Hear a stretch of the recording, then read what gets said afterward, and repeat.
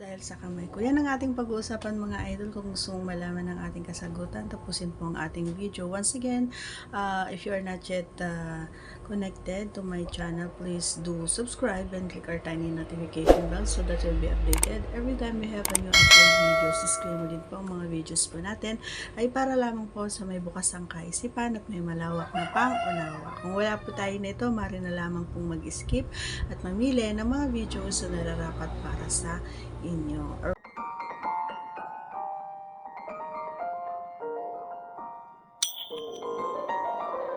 Alright.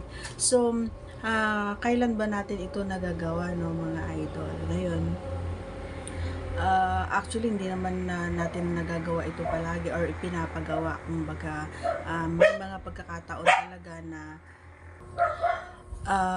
may mga pagkakataon talaga na basta na lang siya nagaganap or nangyayari, no, sa mga time na ganun kasi is hindi naman, alam mo yon, yung hindi mo naman kailang sabihin or isabi sa kanya or sa ano mo na gawin mo ito, kailangan magawa mo ito, hindi ganun, ano. So para sa akin kasi, every time na ginagawa ko ito ay may pagkukusa, kumbaga yung sarili kong ano na hindi niya kailangang sabihin. At para sa akin kasi, yung alam ko kung ano yung mga bagay na makakapagpasaya and alam ko yung mga bagay na gusto niya na gawin ko, and ganun din ako sa kanya. So gaya ng sinasabi ko sa mga past vlog natin, ano, so kailangan give and take tayo. So okay, yes, ayan, nagagawa ko talagang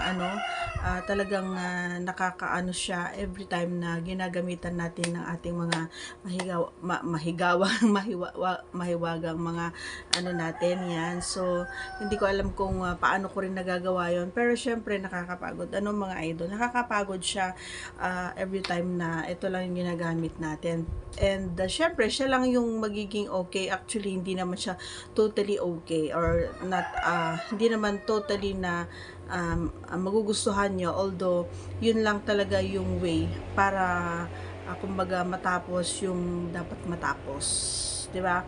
And para sa akin, ito yung way ko every time na tayo ay may, alam mo na, hindi siya pwedeng pumasok doon. And bilang pagrespeto na rin sa ating sarili, syempre sa kanya rin, kasi not all ng ating mga pare ay ayaw. May mga kapareha tayo na minsan ayaw nila talaga pumasok kapag meron, di ba?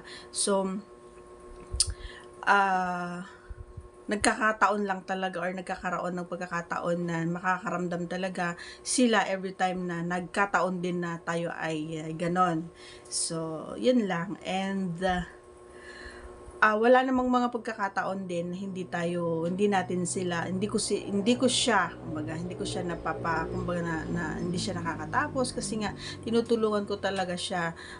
Marami naman tayong mga paraan, no, meron ito, and syempre kailangan ng tiyaga. Pagtiyagaan lang natin, kasi talagang matagal kapag yan yung mga ginagamit natin. Hindi katulad kapag naandun sa baba ay isa, dalawa, tatlong ano lang, KYOT lang talaga ay kumbaga matatapos na yung ano, 'di ba? And syempre para sa akin naman kasi yung dapat masaya. And ewan ko sa inyo kung nagtatagumpay din kayo kapag yung mga ito niya ang ginagamit sa inyo.